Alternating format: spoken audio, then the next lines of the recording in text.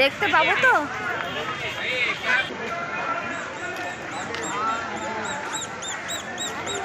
चार लोग, पाँच आची, पाँच आची। आइए सब लोग आइए। কাঁচ ভাঙা রে,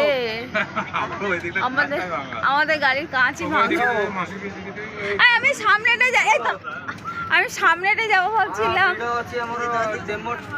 দেখি কার দেখা মেলে। কি করে পাবো? দেখেছিস ওই গাছটার কাছে, তোর ফোনে আসছে?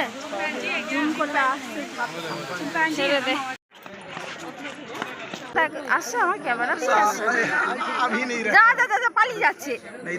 আমি বাঘ দেখবো বলে ওই জন্য আমার কাছে গিয়েছে দেখা দিতে। তুই বাঘ দেখবি বলেছিস, তোর বাঘ দেখা সার্থক হয়েছে।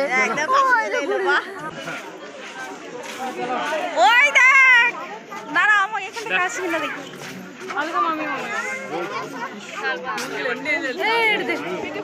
ও আচ্ছা, এই একজন আসছে আমার কাছে, সে এখন খাচ্ছে।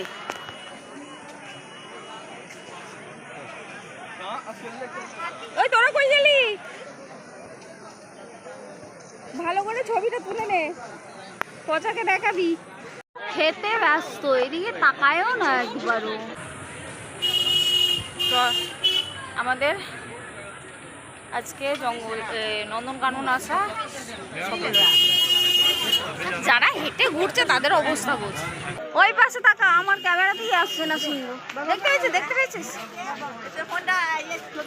ওই যে এটা সিংহি, এটা সিংহ না, দেখি না সিংহটা বোঝা যাচ্ছে না।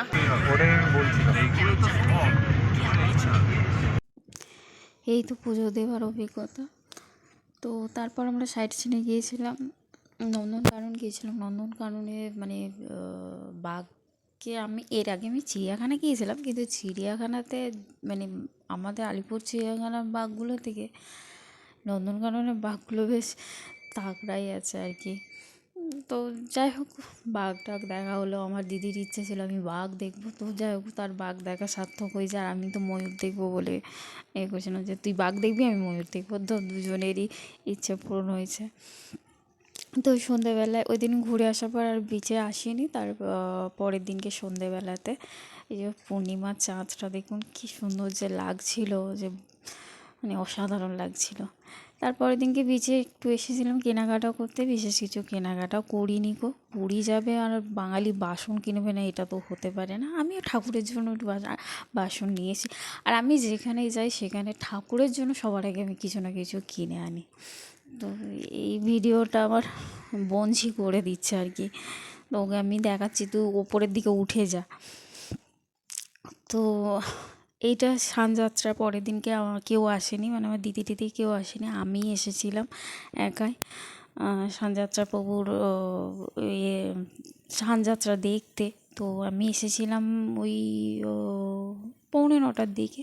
তারপর অনেকক্ষণ ছিলাম, কারণ সকালবেলা তো স্নান করাইনি প্রভুকে, স্নান করিয়েছিল কাছাকাছি ওই 2টোর দিকে। তখন আমি একটু খেতে গিয়েছিলাম, তো ওই সময় হবে মানে আমি চানটা তখন মানে দেখতে পাইনি। তো এসে আমি যখন আসি খেয়ে দিয়ে তখন প্রভু স্নান করছে আর কি, তো অলরেডি শুরু হয়ে গিয়েছিলো। তো এই ছিল আমার ছোটো করে পুরী ঘোরার অভিজ্ঞতা। প্রচণ্ড মানে গরম পুরীতে। আর আমরা গিয়েছিলাম ধৌলিতে, এসেছিলাম গরিবরথে। গরিবরথ মানে তো জানেন পুরো ট্রেনটাই এসছি। তো আমাদের কোচ পড়েছিল 11-এ সম্ভবত, যাই মনে পড়ছে না। ট্রেনের ভেতরটা সত্যি খুব পরিষ্কার পরিচ্ছন্ন, মানে খুব মেনটেন। আর বন্দে ভারত যাচ্ছিলো তখন আমাদের ট্রেন ছাড়েনি গো, বন্দে ভারত ঢুকে আবার বেরিয়েও যাচ্ছে। পরের দিন সকাল হয়ে গেছে, এবং নামবো, শালিমার অবধি যাইনি আমরা, সাঁতরাগাছিতে নেমে গিয়েছিলাম। তারপর ওখান থেকে হাওড়া।